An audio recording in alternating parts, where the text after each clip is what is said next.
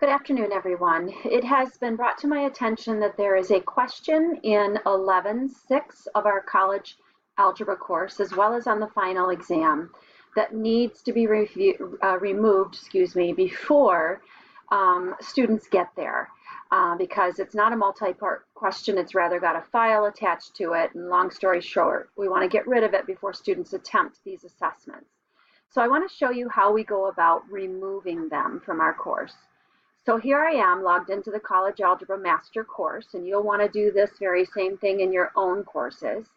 And the problem can be found in Lesson 11-6. So I'll go to Chapter 11, down here to Lesson 11-6 or Section 11-6, and I want to click on the gear icon for Practice Assignment 11-6, Solving Systems with Gaussian Elimination. So we'll click on that gear icon and go to Questions.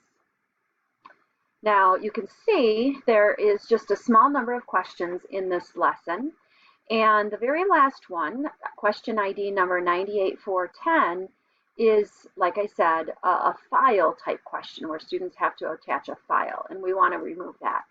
All we have to do so is click on this action button and choose remove. Now it's going to check to be sure you really do want to remove that question. So we're going to click OK here. And you'll notice that that question is now no longer a part of that assignment. Then we want to click Done. Now that same question appears on the final exam. So what we want to do is we want to go to the final exam folder and click on the gear icon for the final exam and click on Questions. And again, remember that question ID number was 98410. So if I scroll down through this exam, I'm looking for 98410. I believe it's down near the bottom. We'll find out. There it is. It's in question 30 group. And so what we want to do is we want to click on that action button again and choose remove.